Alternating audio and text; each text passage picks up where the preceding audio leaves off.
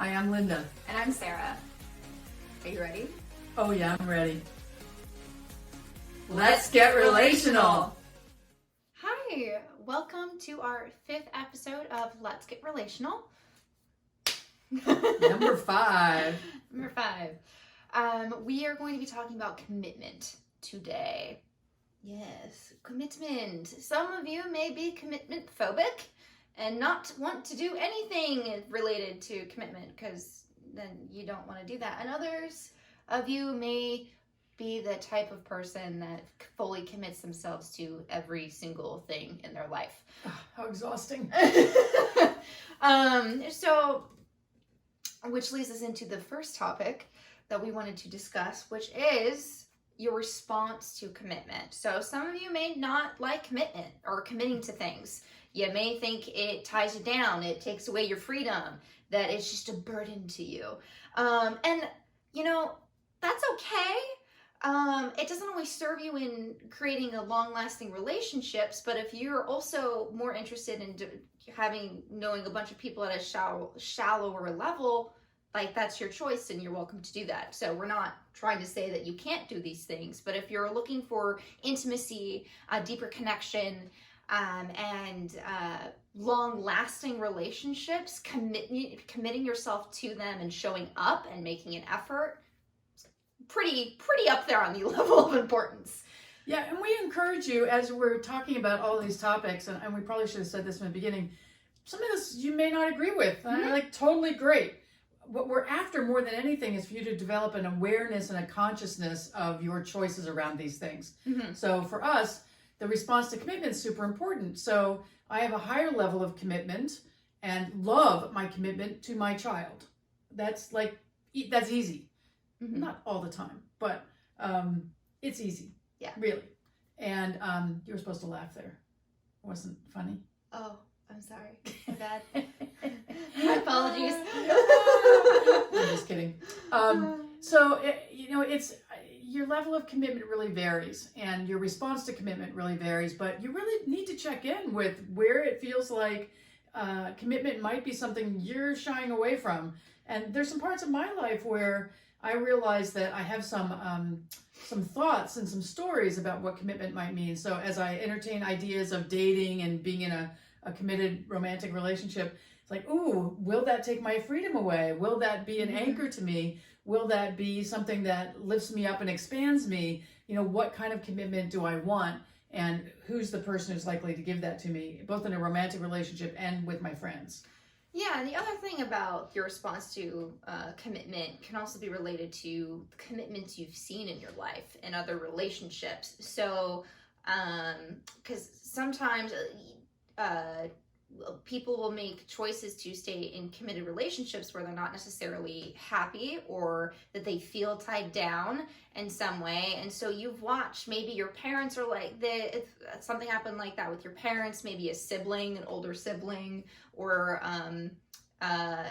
some member of your family, maybe you saw that, so you've had experience with that, and so you're kind of like, maybe commitment isn't that great, or the relationships that you were experiencing or were able to see weren't necessarily healthy in their commitments, which would make you not really want to commit and maybe not really like commitment. And if you're trying to make things happen in a relationship, you're just like, I don't really want to commit because it's scary, and it's like it's not what you want because all the commitment that you've seen maybe wasn't great commitment, a positive commitment for those relationships. And even minor commitments, like somebody invites you out for a barbecue on Friday, but you're kind of waiting to see whether there's a better offer, how you feel.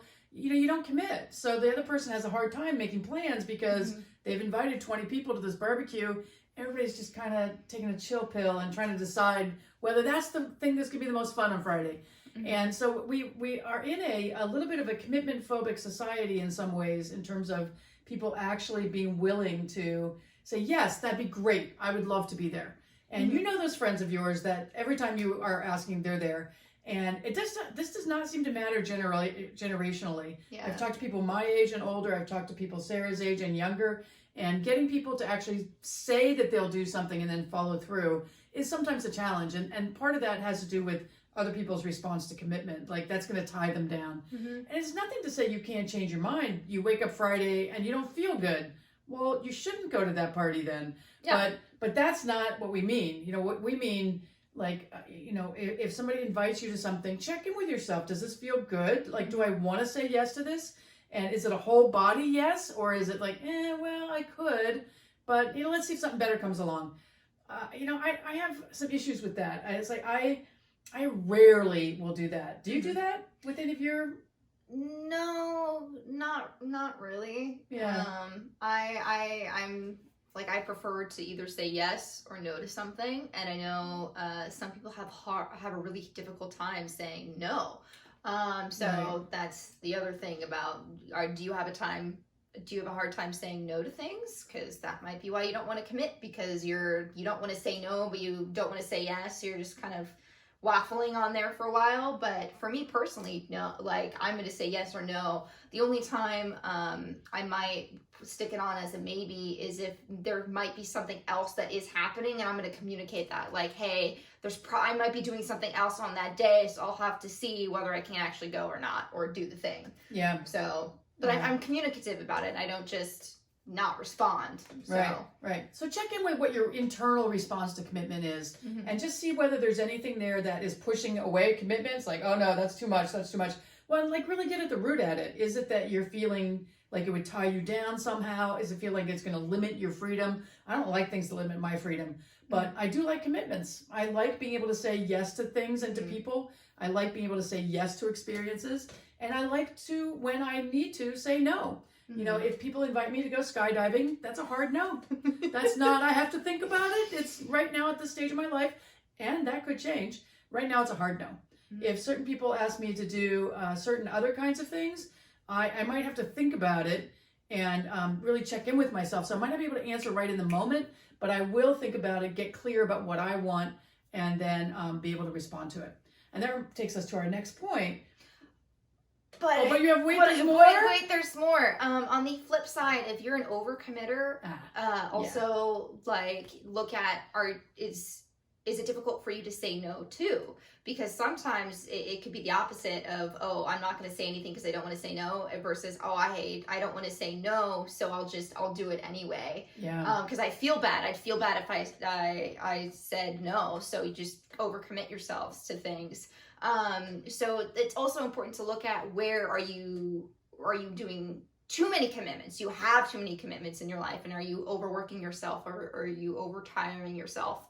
So just look at that, where you might be extending yourself far beyond your capabilities because of something that maybe you're trying to avoid, like upsetting someone or something like that. That's the flip side of, like, running away from commitment versus you just charge forward without looking at the repercussions of all the commitments that you're dedicating yourself to.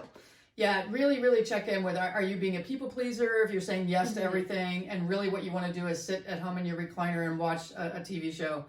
There's nothing wrong with that. I found that for myself during the pandemic, I had days when I was watching TV shows, and I'm just so thankful I feel better now because I feel like I can get back to my real life.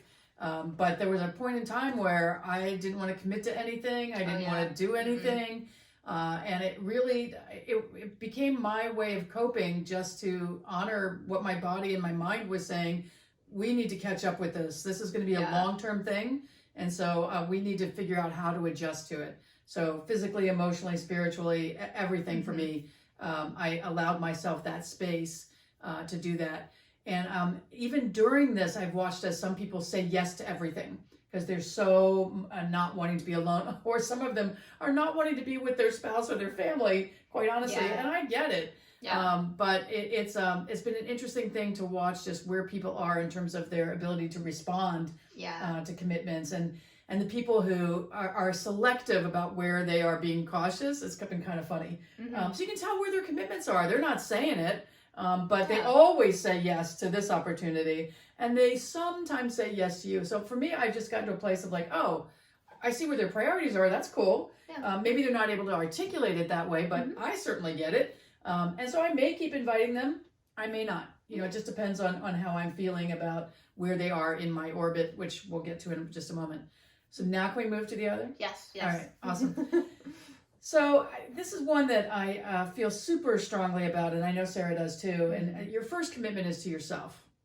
Your first commitment is to knowing yourself, to understanding what gives you juice, what makes you feel good, what makes you feel expanded and more available for emotional intimacy. And a lot of people try to skip this step, honestly, and that's an issue. That's really a big problem. When you skip this step, you are committing or not committing based on something that's out there in the ethers that you don't really know what it is. It might be your need to be approved of. And honestly, there are things that sometimes in my life I've said yes to because I wanted to be seen in a positive way by the people who invited me. I didn't necessarily want to do the thing, but I wanted to be seen in a positive way at that stage of my life. I don't do that very often anymore. I can't think of a recent time I've done it where I wanted somebody's approval. But that's definitely something that happens in our lives for a lot of us is that need for approval. And we say yes because the other person wants us to, and we think that's going to get us something. But in reality, if we checked in with ourselves, we might not have wanted to do that hike in the 95-degree heat with that person. We might really have wanted to just stay home in the air conditioning or go ride our stationary bike. But because we didn't check in with us and we were just looking for that approval from them, we didn't really get a good sense of whether it was something we should commit to. Yeah, you should always be your number one priority in all things because your relationship with yourself is going to be everlasting. So, have fun, and why not make sure that you are enjoying your life and having a great life and that you feel very good about your relationships as well as you, like we have a lot of, just in our society, we have a lot of low self-esteem. And that's partially comes from, constantly comparing yourselves to other people, comparing yourself to celebrities, and having these really grandiose expectations of who you're maybe supposed to be based on, like what you're seeing versus like what you really actually want. Because society likes to tell us what we're supposed to want, but it may not actually be what you really want and what you really need.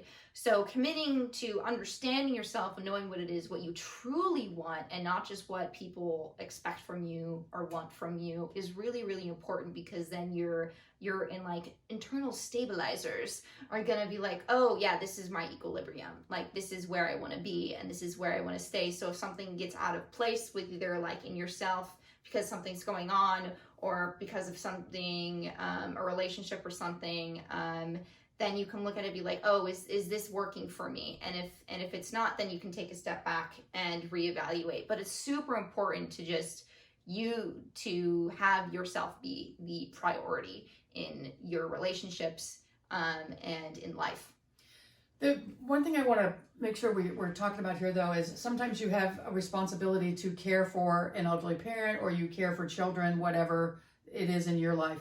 Now, that doesn't mean that you still aren't putting yourself first. It means that you might put yourself first in different ways. So if I always talk about being resourced. So if you're not feeling taken care of inside of yourself, you're not feeling like you're getting a shower, you're not feeling like you're getting your exercise, you're not getting your downtime, then you're not completely resourced and able to be totally available to people when they need it. And so if you're raising kids, you've got to be able to say, I need some mom time, I need some dad time, I need some parent time, whatever it is, to regroup for a little bit. So let's make sure we're doing this. You have quiet time here, I'm going to go have quiet time here. And that's taking care of your needs, but not shirking your responsibility and your commitment to whoever you're caring for. If you're caring for an elderly parent in your home, you can't just decide I'm going to go running when they need to have their diaper changed or their medicine administered. It's making sure that you know what your needs are and that you fit them in to the day. And it can't be that you fit them in once a month. When I was taking care of my mom while she was dying, I went to a caregiver seminar, and one of the things they said was many caregivers die before the person they're caring for does because they exhaust themselves, they don't ask for help, and they try to do everything themselves, and they don't ever consider themselves first. And so that was a big wake-up call for me to make sure that I was getting my needs met, and then I learned to ask for what I needed. And for those of you who are in really challenging situations, especially right now during the pandemic, you may be having to work at home. You may be having to take care of kids at home. You may also be taking care of elderly relatives at home. Really tough situations. And so you've got to find those places where you get a little bit of that time to check in with yourself, find out what's missing, and see what you need to do to make that happen. But again, it is committing to you first, but I just want to make sure nobody's thinking we're saying that you do this without really acknowledging what your responsibility is and the commitment you have. Mm-hmm. Yeah, it's within situations you want to prioritize yourself, but you also still need to be aware of like what you need to do in life. So, which does lead us to how it's important that within a healthy, positive relationship, that for that to happen, you need two people to both be committed to it. They have to be committed to making the effort, committed to making it work, for it to be long lasting. And intimate. That's the other thing. It's important where you're both willing to have conversations, to make it work, to work through things, to make the effort to stay in contact, to communicate, to have a really healthy and really great relationship. Because if someone's not feeling that, then if you're the person that really wants the deeper connection, the other person doesn't, then your needs are not being met there. And so you need to reevaluate what it is that you can expect from that person and what you can really want from that person. So it's being able to actively discuss, and communicate about what it is that you want from the relationship, and are you both willing to commit to moving forward in that relationship, because that's really important. It's really important in romantic relationships, especially because that's not gonna work out very well. Something's gonna fall apart if like one person is not committed to keeping it going and continuing to work to change things. But it can't be only one person. But that's the thing. It can't be only one person to do that. So that's why it's going to fall apart eventually, especially in romantic partnerships. And it's going to be doubled in that if you are someone who has feelings for multiple people and is polyamorous, then your commitment to those relationships has to be even more than just if you're someone who's monogamous in their relationships. So yeah, for sure. And one of the things you have to look at is the levels of commitment. And I want to just bring this in here because I think it's super important to look at who is in your inner orbits and who's in your outer orbits, and where it's appropriate to have different levels of commitment. So in certain cases, your levels of commitment are going to feel fairly similar. If you have multiple children that are at similar age, your level of commitment to them is going to be pretty similar. If you've got 10-year-olds and 10-month-olds, your level of commitment is going to be a little different. It's not that your emotional commitment isn't there, but your commitment to how you show up is going to be different. And so, the 10-month-old needs your constant eye on them, right? Your 10-year-old needs most of your eye on them, but they can be a little more independent and do their own thing a little bit more. But a 10-month-old definitely has a heightened level of commitment to their safety and their environment that you're conscious of. In certain cases, I've noticed with my friends, I always talk about it kind of in orbit. The people who are super close to me are in my inner orbit, and then it goes out a little bit. So there are a lot of people one might call friends that are really more like acquaintances, like you know them, but a friend is somebody I feel like I can really count on. Yeah. So I have a lot of people in my life that I consider friends, but I've never had occasion to count on them for anything, so I don't know whether they're in that inner orbit.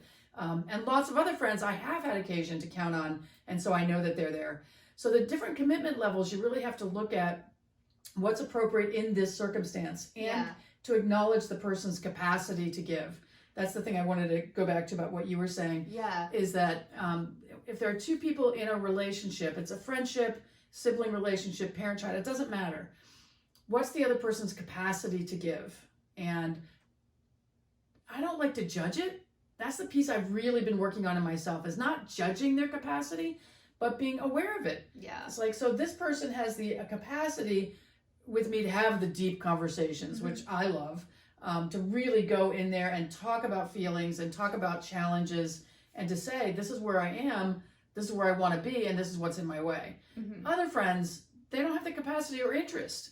They want everything to be light and fun, and all we do is laugh. Okay, they serve a different place in my life, and not any more important or less important. But in those cases, I think they're a little less close to the deepest part of me, just because we don't touch there. And so the different commitment levels vary in your life. They vary over time in a relationship, and they vary over the capacity of the person. The 10-month-old and the 10-year-old have totally different capacities for how they show up. The 10-year-old can certainly be learning about their responsibility in relationship and their commitment to the family and to the parental relationship and to their siblings if they have any. There's no reason that 10-year-olds can't get this. I've taught 10-year-olds this concept. They get it really fast. In fact, they get it much faster than a lot of adults do. So those of you who are listening who are adults that feel like this is hard, it is harder for adults. If we didn't grow up this way, it's much harder. So I just want to acknowledge that. We get it. And it's important to be able to learn this if you are looking for deeper relationships. Because, I mean, that's why you're here, isn't it? You know, to be able to better your relationships, which means creating deeper connections. And to do that, you're really going to need to commit to making that happen and seeing if it's possible. Because if you're wanting to deepen a relationship, you also need to be aware of like whether that person wants to go deeper. You might want to go deeper, but they might not. So that's like a different commitment level for that particular relationship. So it's also being aware of what you can expect from the other person, what needs you can get met through them. And if they're not willing to meet you at that level, that's okay. That's just their commitment level, and that's where they want to stay. And if this causes you to like want to like back off and like run away from the relationship, like think, what's that reaction? Why is there a trigger for you? If they don't want to meet you at the same level. Because some people because again, it's looking at their capacity. Some people just don't have the capacity at this moment or don't want to work on that capacity to reach those deeper levels. Maybe because they're more in they're not willing to touch that part of themselves. So if you're looking for something deeper, because people also have a different commitment level for how they show up for themselves too. And so they may keep everyone at a distance and may not get deep with anyone because that's really scary for them. So it's also being aware of what they are capable of and where they're comfortable of going as well. Yeah, some people aren't comfortable now, but they want to be deeper. I have friends who say to me, I want that too, but I don't have any experience with it. Yeah. And so I'm willing to try, and let's just see where it goes. But they're willing to be there and to show up over and over again, to have those conversations.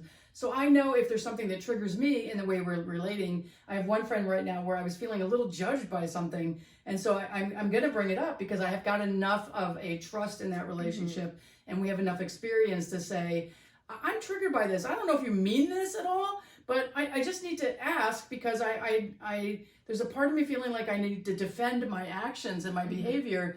And I don't want to. I feel really good about my decision, but I feel like you judge it and you think I'm wrong. So I'll figure out how I'm going to say that. But definitely, I love having friends in my life where I can say, I'm feeling this way, or I'm feeling this way with this other friend. And I just need to talk it out a little bit and be able to figure out what's going on for me, because it's always what's going on for me that's a trigger from the other person. It's not what they're doing. It's what is happening for me. Like, am I doubting myself? So in this situation where I feel judged, am I doubting my decision? Am I doubting my behavior? And 99% I'm not. But that 1% where I'm like, well, maybe I should do something differently, that's where I'm feeling like a little judgment from the other person. And so I really want to just check in with myself and know what my capacity is in this situation, what my friend's capacity is to have the conversation about it, and then to decide where we go with that. There are certain friends, if I felt that way, I probably wouldn't bring it up with. They're not people in my super inner circle, but they're people who have like big reactions to things. So I can never bring those kinds of things up. And so it's not like I need to get rid of those people in my life. I just need to not try to have that same level of relationship, because it explodes in my face sometimes with these particular people who are in more the outside of my life, not that inner circle. Yeah, and that goes along also with people who attract a lot of drama as well. You might be that person who's kind of always has something like that's kind of big going on or feels big, where you're stressed about something. And so it's also, and if you're that person, it's really important to understand people's capacity to be there to support you, especially if you're just looking for support and you're not really looking to fix the problem. So if you're kind of into this cycle of constantly getting into something that's a little drama related and going to people for support, it's to be aware of they may have to have a boundary for that. And then if you're on the flip side, if you're the person that's friends with someone who is attracting a lot of drama, it's really important to set a boundary of being able to, like, I want to support you, I'm committed to being friends with you, but I can't always talk about you, because that's what ends up happening with someone who's constantly going through something and is dealing with something in that regard, is that makes the relationship often about them. So it's important to be able to also set it up to be, I care about you and I want to support you, but we also need to have this give and take. And sometimes they'll be able to meet that, they'll be able to meet that need and be like, oh, right, my bad, and work forward through that. So that means they're committed to, making that friendship work. So it's just being able to be aware of what your capacity is, and being able to ask someone their capacity, or set a boundary for your capacity, so that you're not overcommitting yourself to a relationship. Because that's the other thing. You can overcommit yourself to a relationship and burn yourself out if you're trying to constantly be there for someone. And it relates back to our super friend, super partner that we had talked about within whoa, wow. I feel like it might have been boundaries. I think it was boundaries. Pretty sure it was boundaries. But where the concept of being all of the things for all of the people, or one person all the time, that's overcommitting yourself to support someone in all the ways that you can. And if you're doing that for a lot of people, you're absolutely just going to burn yourself out and not be able to follow through with the commitments that you've made. So it's important to be aware when you're doing that. Well, the other thing is, if you are being the hero and the super person all the time, there's something missing for you usually in terms of your capacity for intimacy yourself. Mm-hmm. So if you are only able to be the giver, and a lot of women get into this situation in their lives, a lot of women, and if you are only experienced being the giver, then you're depriving other people of being able to be the giver to you. And you're also limiting your capacity to have a full relationship and to have a balanced relationship. And sometimes what that does for people is it makes them very needy when they do latch onto somebody who is a good listener. Both of us have the experience of people latching onto us to be able to do their drama or to be able to talk out everything all the time. And then they're exhausted and they don't really have any energy to listen to anything going on with you, or to even have a joyful exchange. Yeah, because there's always something going on for them. Yeah. So it's just like, it's constantly something's always taking up their energy and their time. And when that happens, their ability to be able to be there for you is very different than your capacity to be there for them. So then it becomes more of it's tipping the scales, and more of the relationship becomes about them most of the time.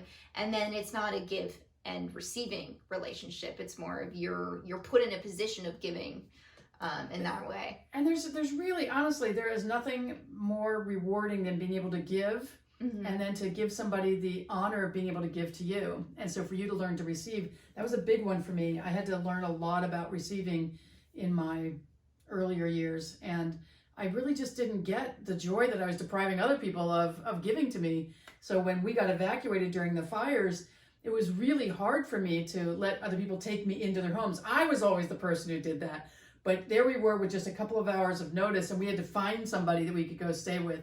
And it's funny because a lot of us are super independent people, and a lot of us had trouble with that. In fact, one of our friends said, I'm just going to go take my camper to the fairgrounds. I'm like, no, you're not going to just go to the fairgrounds. We're going to go together. We're going to find somebody who will house us, somebody who will take us in. And people were delighted. We had offers from the entire West Coast, the East Coast, of course, too, but that would have been harder to get to. But we had so many people offering to house either or both of us, and our other friend who was out trying to get housed as well. And I just so appreciate that I had that opportunity to receive. It was hard for me. It was hard for me to feel like I was in somebody else's home that I didn't even know that well, and to allow myself to be taken care of. And it gave them such joy to be able to be that caring person. And I would have robbed them of that if I had just found some hotel. God knows where I would have found that time. But, to be able to say yes to people who want to do that is really a beautiful thing. And I don't enjoy always being the giver anymore. I really have learned to like receiving. But it was a skill that I had to develop in myself. And I had to learn to ask for what I wanted. And I had to learn to say when something didn't feel okay. And it's huge. It's huge. But it's really a turning point in your relationships when you're able to do that, when you're able to, because that's what opens up the avenue for deeper intimacy.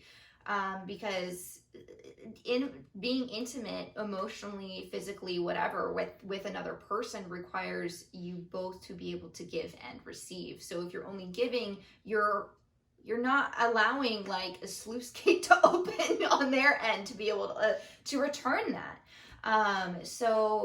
That's why it's really important to be able to have that back and forth of in conversation and energy and love to be able to reach that intimacy that you're really looking for and you really want. Yeah, awesome. So a final point we want to talk about is when to stay and when to go. And so I want to start it first of all with not the complete dissolution of a friendship or a relationship, but just a moving of the orbit. So, and particularly during this pandemic time, I've found that there are certain people I can allow very close in, and some people I used to let really close in. Now, because of the way they're reacting to it, I have to move them out a little bit. So I don't have any intention or desire to let go of them completely, but I had to move them out of my orbit a little bit because the energy they were taking from me and the way that they were interacting was causing me to react in a way that I didn't like. And so for me to be able to get back to what felt good, that expansive, cautious, because I do believe in being cautious during this pandemic, cautious, but not fearful. I don't want to live in fear. And so to be around people who are 100% fearful all the time, I just can't do that. So I can be supportive of them. I can see them, but not as much as before, honestly. I can put them out here a little bit so I can still have some interaction with them. And I'm not Xing them out of my life. I'm not going, yep, you're done, you're out. You just have to move out here a little bit. And I think they're happier too, because people who are in that contracted state, it's not fun for them always to be around people who are feeling really great and expansive. And a lot of those people want to be around people who are miserable in the same way that they are, who are fearful or they're drama filled or whatever. And for me, I had to really look at what was working for me and how did I keep these relationships and not destroy them? Because I think I could have destroyed some of these relationships by being mean or less than kind. And so I just learning to give space. And I think during this pandemic, I have learned to be so compassionate. I'm not judging anybody forever for anything that they're doing right now during this shelter in place and the quarantine, because none of us know how to do this. None of us have ever been here before. This is a brand new thing that we're all having to deal with. And so for me, I just have to learn how to flow with all of this and have that be okay. And we will talk here in a sec about that there are times when it is important to just say no, and I'm walking away from this relationship for now.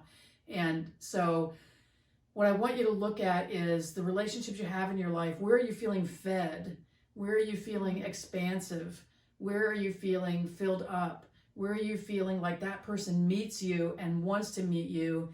And even if they're not at your level, where are they wanting to be on the path with you? And that's what I love. Is I want people who want to be on the journey with me. Yeah, and they want to grow with you. So that's the biggest thing for me.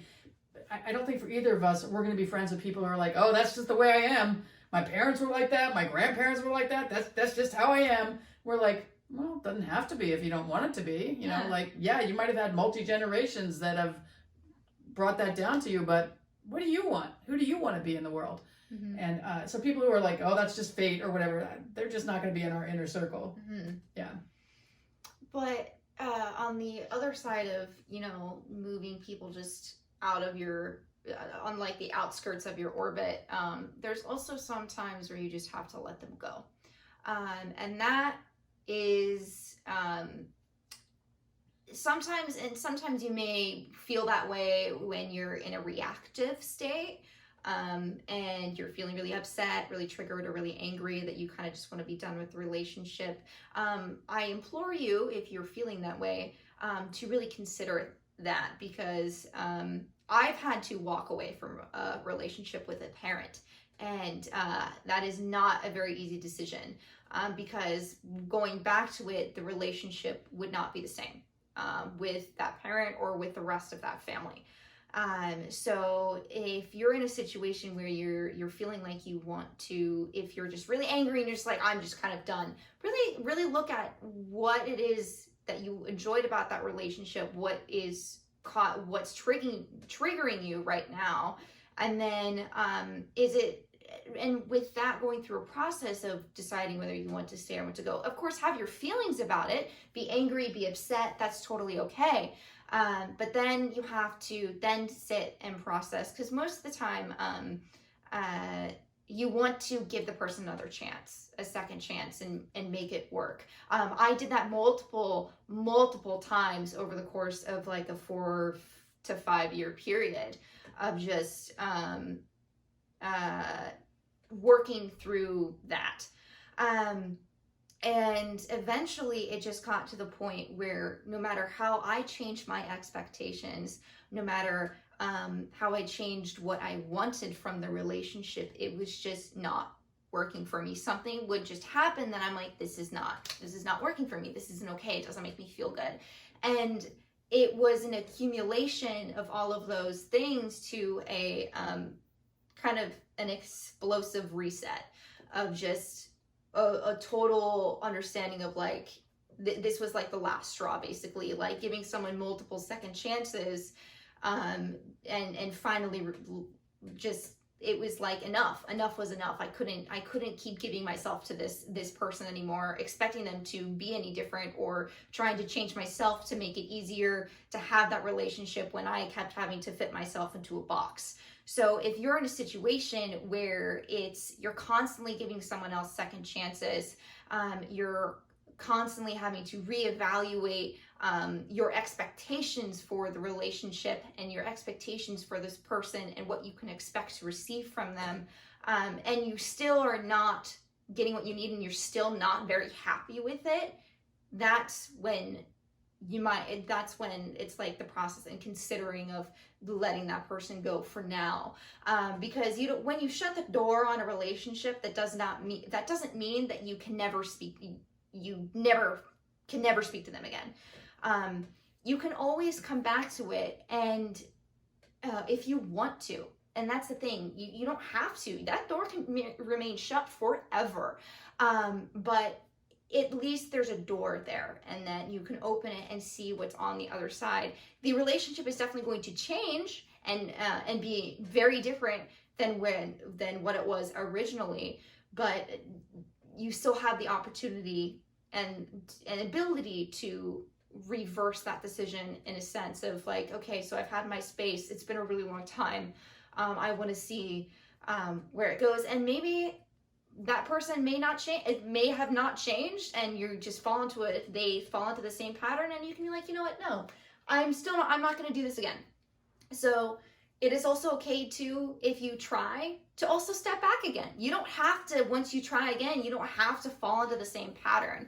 And that fall goes, back to our commitment to you first. It's really important that if you're trying to reconnect with someone that maybe you had a toxic relationship with in the past, is that to be aware of like, this is what they were like before. If they exhibit any of these behaviors, that's it, I'm done. like we're not going there again. And if they're not willing to change or willing to be aware of that, and they're still going through the same pattern, then, you know, it's okay to be like, you know what, I tried, I made the effort, I decided I wanted to see where this might go, if something might have changed. And if it doesn't, that's okay. You're allowed to take a step back again. You don't have to commit to a relationship once the door is open. You can close the door again. That's okay. And you can go through that and check in and give people space, and gives people space for years before talking to them again. There is no right way to go about like a relationship there's no really right way to go about a relationship. There's not a formula that you need to follow. There's like key factors, but you need to do what's best for yourself, especially when it comes to dealing with someone who to a relationship that doesn't make you feel good. Yeah. And I think when we are in relationship, we need to give each other permission to be who we need to be in that relationship. And in this situation with Sarah, it was very hard for me to just let her make her own decisions, honestly, because I really came from a background of just really firmly believing you needed both parents. And I talked with her therapist about it multiple times, and the therapist said, starting when she was 15, the therapist said, she's old enough to make her own decisions now. And she can decide where she wants to live. She can decide who she wants to spend time with. And you're there to be her cheerleader and her support, and to ask her questions and to love her no matter what her decisions are.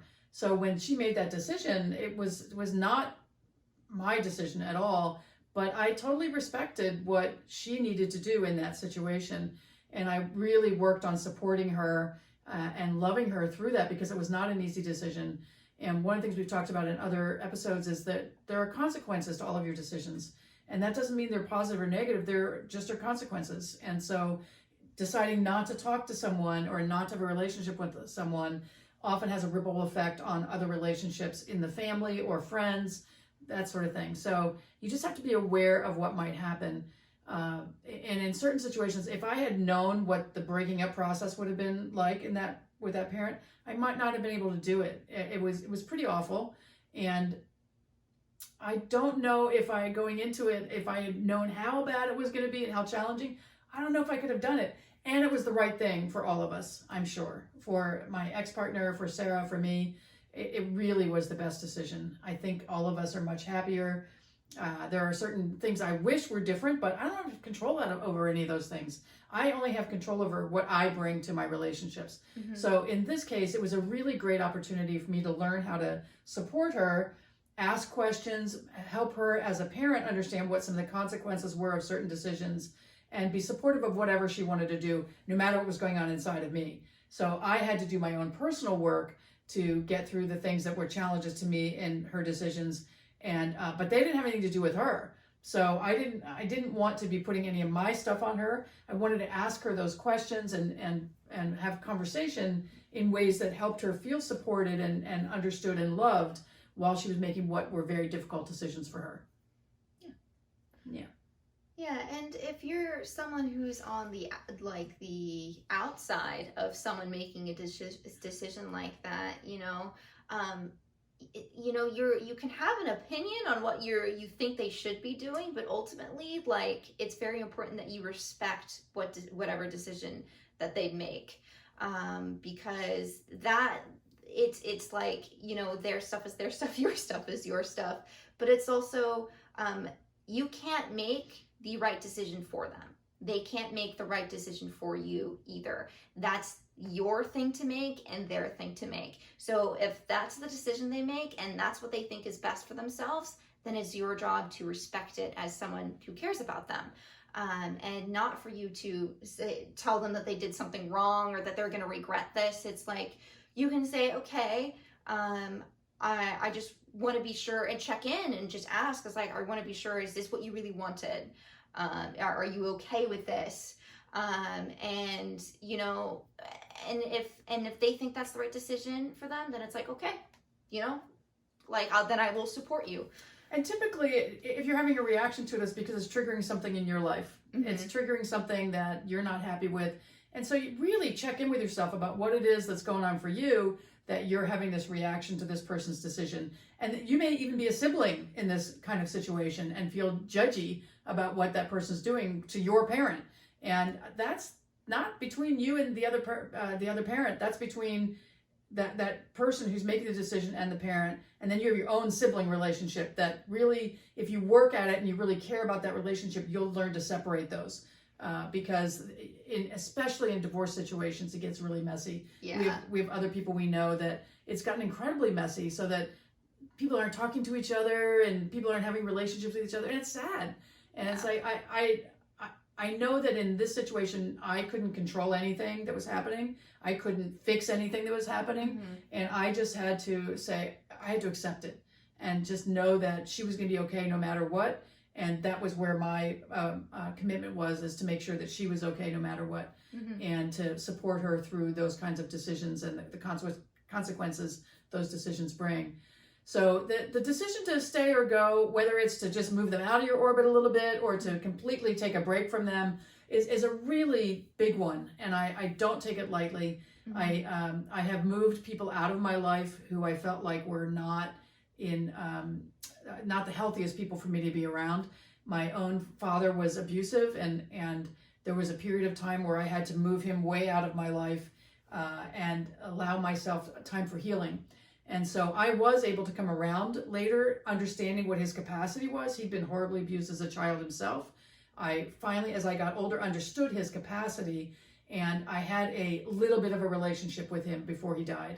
And it was funny because I remember going to his funeral, and a couple people who knew how bad things had been saying, "Well, I'm really kind of surprised you're at your dad's funeral." I'm like, "Well, he's my dad." And we did actually have a lot more connection in that year or so before he died, because we really worked at it. We worked to have something with each other.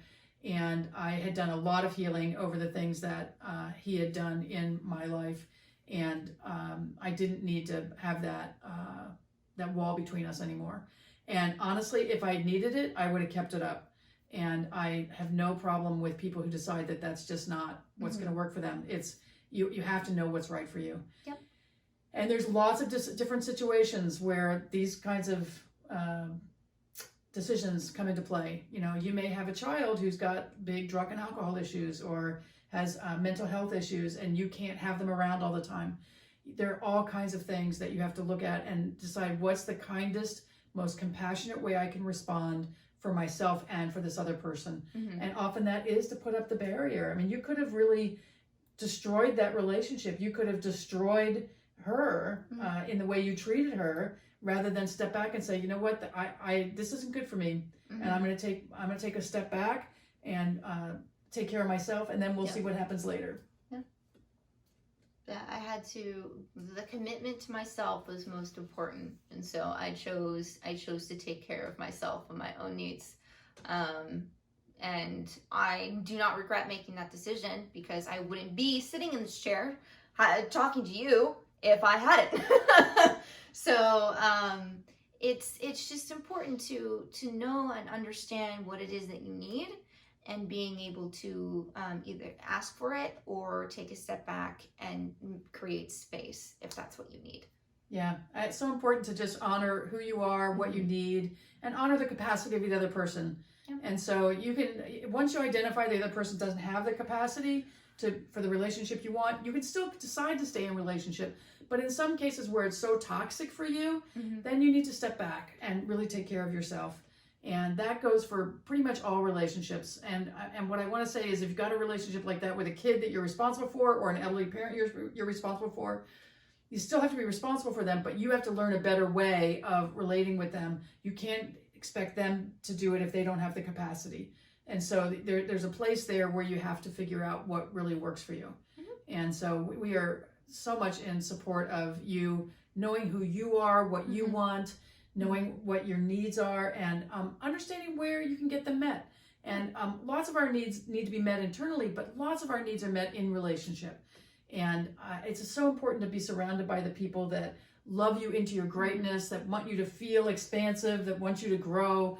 And that there's nothing more rewarding than that. And for people who want to like clamp you down and control you and tell you how you feel and tell you what you should think, for me, those relationships are much more challenging. They're not what I welcome into my life typically. So just to recap today on commitment, the first thing we talked about today was your response to commitment. Just check in with yourself. Am I relationship phobic? Am I commitment phobic? Do I commit to every single thing that comes along and I'm exhausted now because I didn't commit to myself? Bringing us to our second point, which is to commit to you first. Your commitment to yourself is the most important thing, but still need to be aware of what you need to do within your life for your relationships, or for anything. Yeah. A good relationship takes two people. You can't just have a good relationship if you're doing 1,000% of the effort and the other person's giving you 0.